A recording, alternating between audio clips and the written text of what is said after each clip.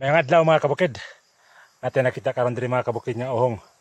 Nara mga kabukid uhong. Papagid mga kabukid. Natin pangisnakan ni ron. 5 ka uhong ang atong nakuha mga kabukid. Itong hugasan mga kabukid. Kao na to ang mga kuan. Mga lapok. Hato na ito siya mga kabukid. Ano mga kabukid oh.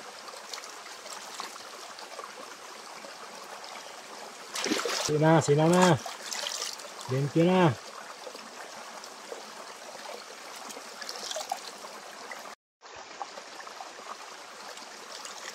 Hugasan po nato ang dahon sa saging mga kabukid. Nga may itong iputos sa uhong. Pagkahuman og hugas mga kabukid, ang hinugas nga uhong, ibutan nato sa dahon. Then atong pilon. Maghaling na din ta mga kabukid. Nga may isugbahan nato sa uhong. Ang uhong nagiputos og dahon sa saging mga kabukid. Ato ibutang sa kalayo nga kasiga. Ato na yung dabdaban mga kabukid. Ang dahon mga kabukid, green, dayon nabasa pa yun. Dili siya dali masunog. Luto na mga kabukid. Magkuha ta karon og dahon para atong ihapin. Kuhaon na nato mga kabukid ang finished product. Luto na ang atong uhong mga kabukid. Ato na isang iserve mga kabukid. Bisan patuod og gidabdaban nato mga kabukid. Ang dahon wala gid nahurot og kasunog. Ato na siyang abrihan mga kabukid. Wala sinasin mga kabukid. Wala ka talaga sin, pero makaon na ni.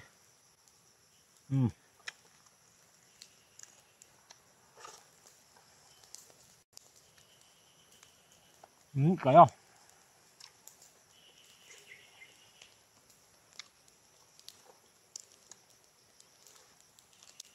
Buhay ka pa mga kabukid. Kung nga pinasin, lami kayo. Pero lami mayapon. Atong paspasan og kaon mga kabukid. Mintras init pa. Lami kaysa mga kabukid yung init pa mga kabukid. Dapat sabaw.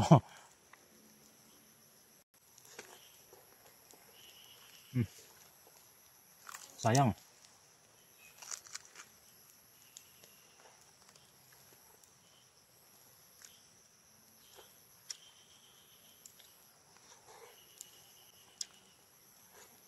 Lami kaysa sabaw mga kabukid.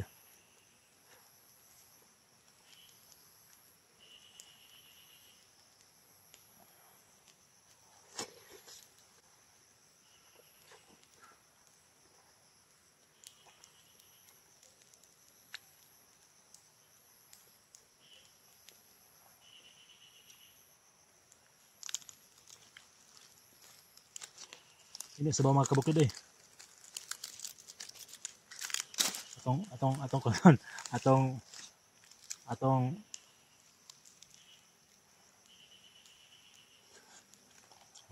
kayo. Ayos. Buhay ka pa ta mga kabukid. Sa mga natural nga mga hinatag sa Ginoo nga mga pagkaon. Basta kabalor ta mo kaon sa bukid. Ayos. Para to ang uhong mushroom. Healthy kaya siya mga kabukid. Wala pa tayo nagbutang preservatives. Dayon walay lami gid siya. Walay preservatives. Healthy gid siya mga kabukid. Salamat sa pagtanaw. Hinaot kang nakatay dugang patuloy sa daan ni pinangbuhi. Bye bye.